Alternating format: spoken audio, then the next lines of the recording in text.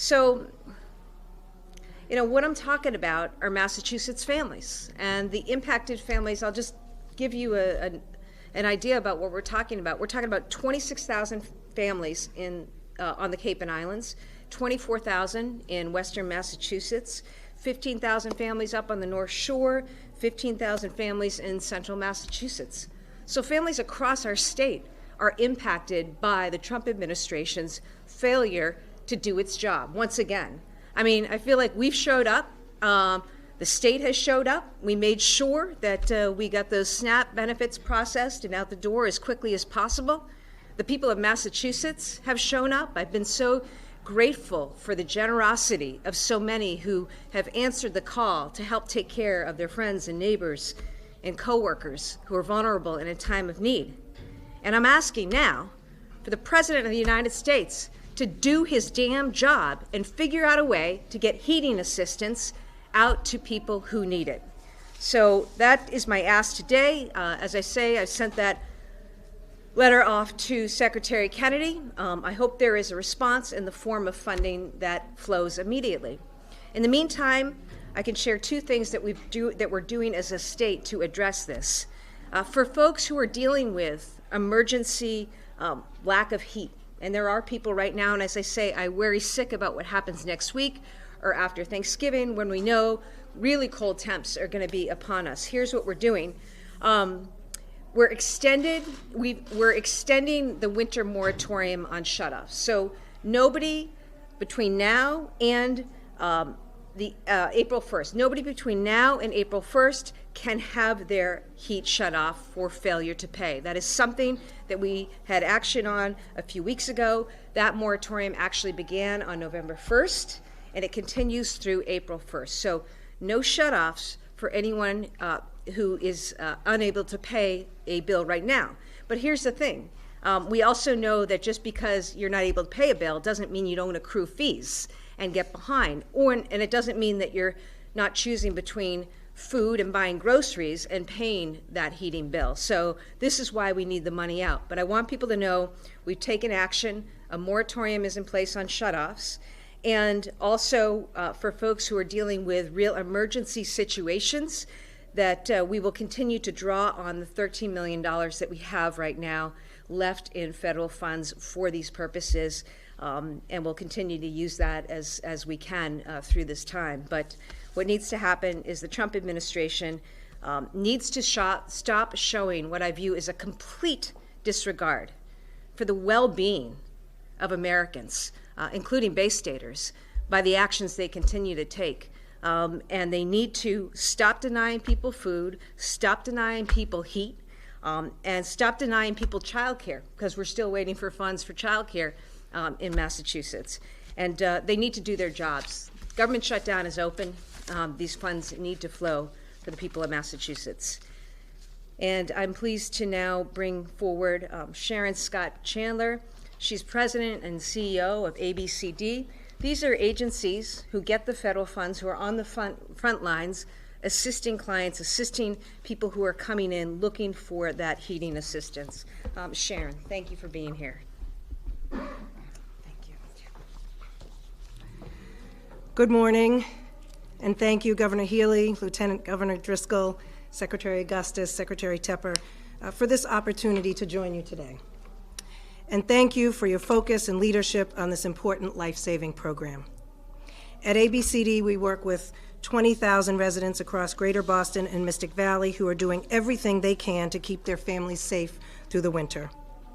We are accepting and processing HEAP applications today, and we are prepared to move immediately once the federal dollars reach Massachusetts. But right now, we cannot get people the help they need until the LIHEAP funds are released to the states.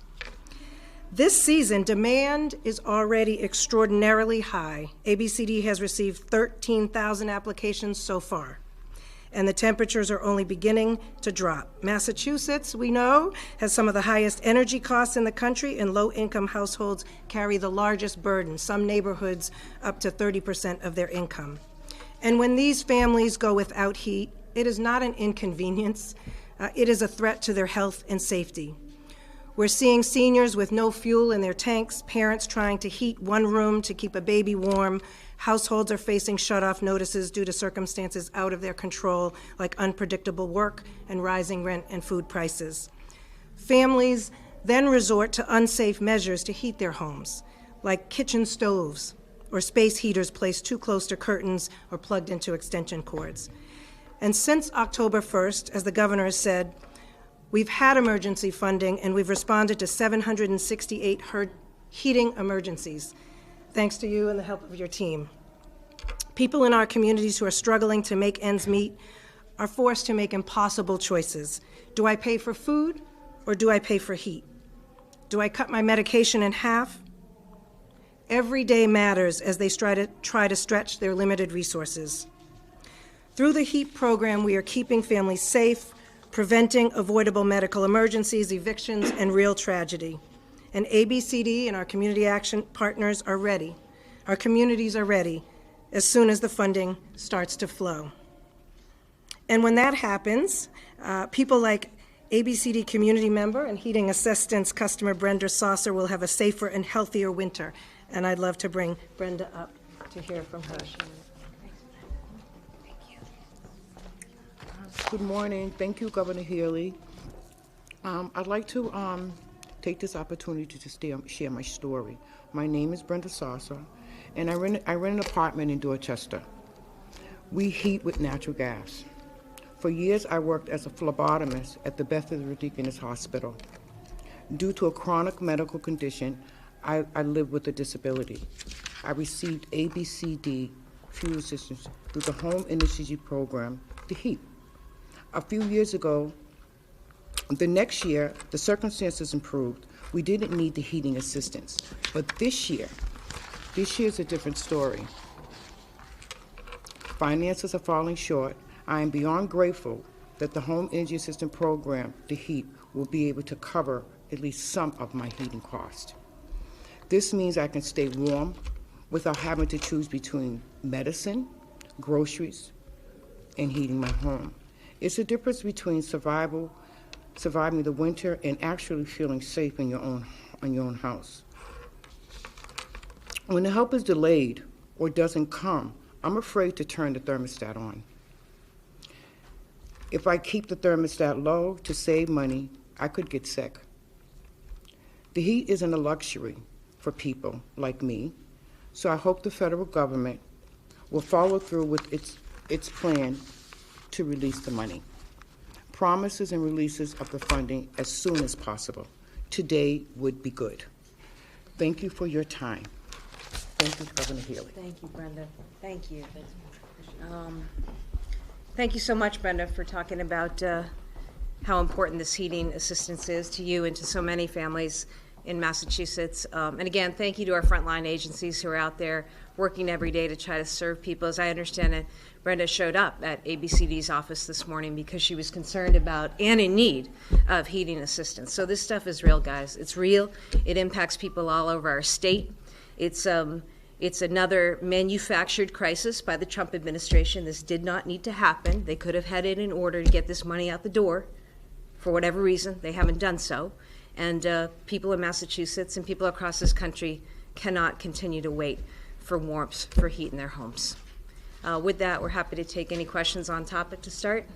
Governor, you criticized President Trump for not releasing the LIHEAP funding as of yet. Any criticism towards the state legislature for pausing on a bill, Brian Cusack's bill, which I believe some elements of your energy bill might have been in? They're pausing on it until next session, and that could have lowered a lot of energy costs in the state too. No, not at all, and it's not paused until next session. The important thing is that we filed a bill to address energy costs. In the same way we're trying to drive down housing costs by building more homes, we took action last spring to take about $6 billion off of people's bills. We followed up with legislation that we think is going to do a few things: continue to remove unnecessary charges, right-size some of the programs that are out there, and importantly, more quickly bring online energy from a number of sources. As you know, I sat with Canadians yesterday. I had them in our offices this summer. I've been convening with governors across the Northeast to talk about ways, working with Secretary Tepper, how we can bring more energy in as quickly as possible. And I've said we need energy from all sources, wind, solar, gas. We've got hydro, good news. We've got 1,200 megawatts because of actions taken by this administration, supported by the legislature. We've got 1,200 megawatts of clean energy, hydro, coming from Canada into the region in just a few weeks. So that's good news. We're going to continue to work with the legislature and the chair and the House and the Senate on taking action to reduce energy costs for people. We know it's a struggle for residents and our businesses, and that's why I've continued to make energy affordability, lowering your bills, a priority.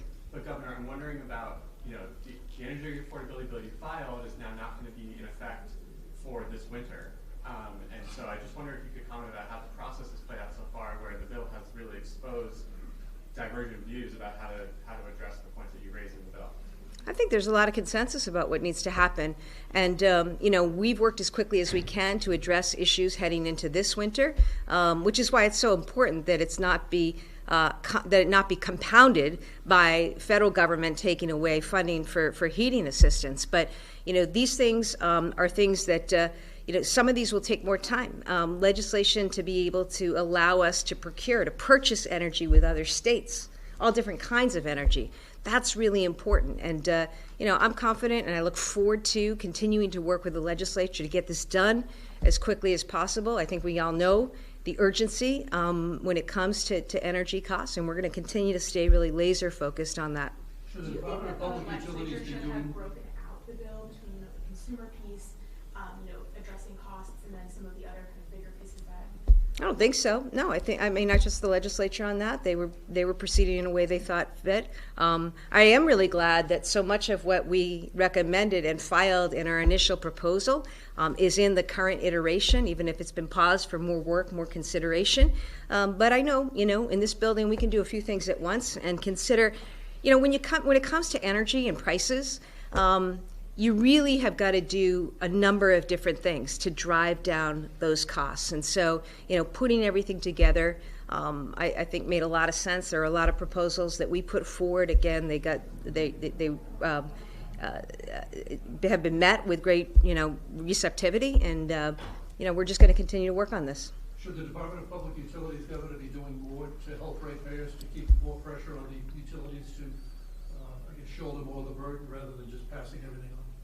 Well, they've rejected rate hikes and increases. They've been active, for example, the moratorium that I just talked about, which is about protecting families and households. That's something that they ordered, and they actually extended that moratorium on utility shutoffs earlier, a few weeks ago. So I know that the Department of Public Utilities will continue to be active in this space. I know Secretary Tepper and her team will continue to be very active in this space, and I've charged them with doing that, and it's of great urgency. So we're going to continue to really press ahead on this, as I'm sure DPU will. Governor, what do you say to critics who cite like the Fiscal Alliance survey that came out yesterday that says that its increases in prices have been largely because of policies, 13% or so they said annually since 2014, compared to delivery and product costs only up 4% a year.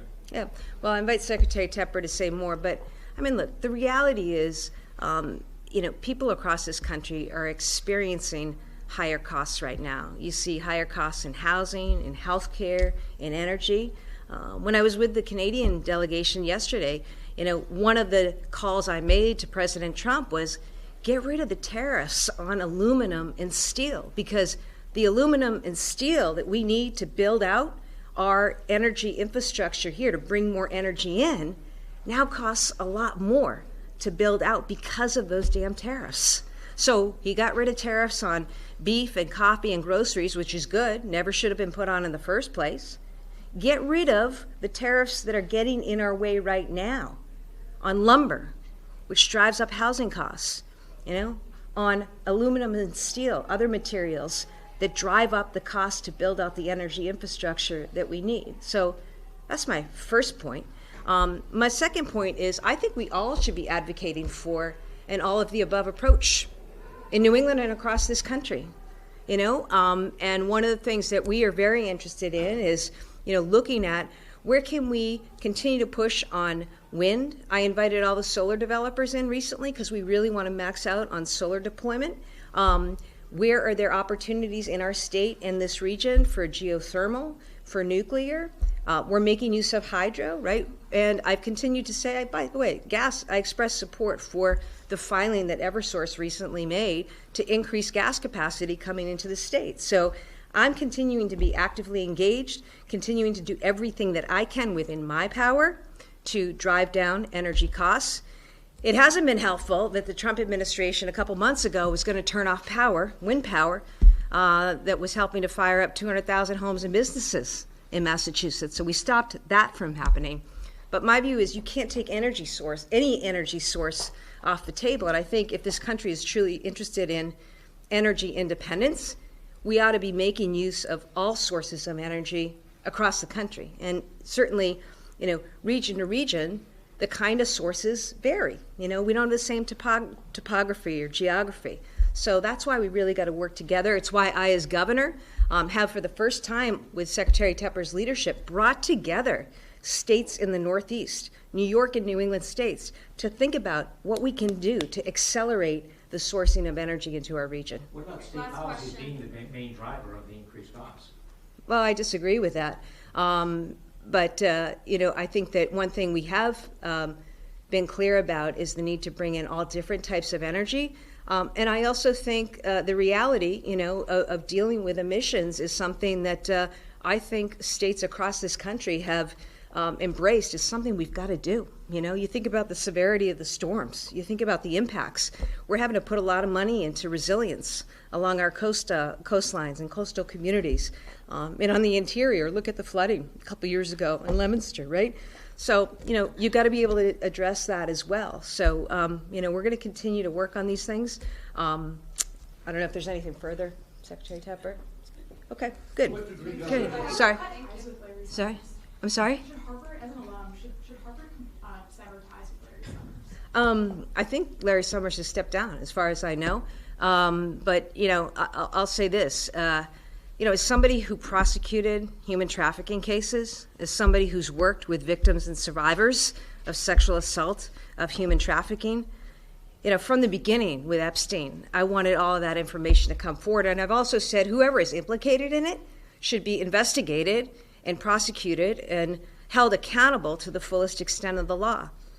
I am glad for the survivors today. Those women, those families, and we've seen them the last several months in the news, fought so hard and had to fight unnecessarily hard, in my view, for justice and for transparency. So we'll let that go forward. And, again, my thoughts are with the survivors, but anybody engaged in this or implicated in this, and again, we don't know who it is. It'd be nice to have that information, not only what's supposed to come forward as a result of the House's activity, but remember, the Justice Department is sitting on troves of information that could be released tomorrow if they wanted that. Governor, on energy costs, any concern for you that this is a political liability for you heading into an election year? Energy costs? Yeah, energy costs. Oh, my job is not to do that calculus. My job is to deliver for people here in this state. And that's why I will always be out there fighting for people in Massachusetts, meeting them where they are, which, I think for most households, many of whom are living paycheck to paycheck, and don't have the benefit of soaring activity in the stock market because they don't have those savings or those investments. That's the reality. And I speak from a state where wealth is pretty high, okay? We're going to do what we can here in Massachusetts, and my focus has been on, doing everything I can to make Massachusetts more affordable for families. And that's why you've seen our focus on housing, yes, on energy costs, on healthcare costs, and we've been having to play some defense too. Defense because of these draconian and drastic and callous cuts by the Trump administration. We saw it with SNAP benefits. We saw it with child care and Head Start. We're seeing it with heating assistance. We've seen it with the failure to extend health care subsidies for Americans. And, at the end of December, we're likely to see upwards of 300,000 people in Massachusetts who are going to see, because of the actions, the failures of Donald Trump and Republicans in Congress to extend these tax credits, we're going to see 300,000 Massachusetts residents see double or triple their bills for insurance. Who can afford that, right? I mean, some of the numbers, the estimates we know are upwards of $20,000, $25,000 for a Massachusetts family. Nobody's got that pocket change lying around. So, my job is to advocate for, represent, and fight for the people of Massachusetts. Also fight for our economy, which is why I've taken issue with the cuts to science and research, the cuts to our hospitals, the cuts to our colleges and universities, because we're trying to protect an economy, move people forward, grow jobs here, grow opportunity here. I will say, with all that said, I'm proud of the investments that we've been able to make. The investments that we've been able to make in education, the literacy programs, early college, making community college free, career innovation pathways in our high schools, more vocational seats in our high schools, increasing opportunity. There's a reason I was able to stand before you guys yesterday and talk about the tremendous return on investment it is for people who attend Massachusetts colleges and universities. That's awesome, right? Those are good things. I think about the investments we've made in transportation over the last 3 years, eliminating slow zones on the T, opening up more commuter rail lines, figuring out a way to finance over the next 10 years $8 billion in important public transit infrastructure. We've been able to do some things, including the first thing I did was cut taxes, So, I know the trajectory that we're on, but it's no doubt that, with what the president has chosen to do and some of the cuts there, they also have to be accounted for, and they don't make our job easier in government. But my commitment is to the people of Massachusetts. Have you spoken directly with the president since he was Got ahead of, sorry, what? Have you spoken directly with the president since he was reelected? To think about that. I don't know direct. I have not had a direct individual meeting with him in D.C. Governor, DeSantis released new statistics about absenteeism for teachers in Massachusetts, and they show teachers are averaging 12 days a year being absent. Are you comfortable with that number? I'd have to look. It's the first I'm hearing of it, so we'll have to get back to you with more of an answer. I will tell you that Massachusetts is still #1 in the country for education. But we don't rest on our laurels. There's work to do, both in terms of supporting students, supporting families, and supporting our schools and educators. So, we're really focused on that. I don't know if you've had a chance to meet Pedro Martinez yet. He's our new terrific, not that Pedro Martinez. Maybe you met him. But our new Pedro Martinez, who's our terrific new commissioner of the Department of Elementary and Secondary Education, and I'm sure he'd be happy to talk to you more about that. Thanks, everybody. Thank you.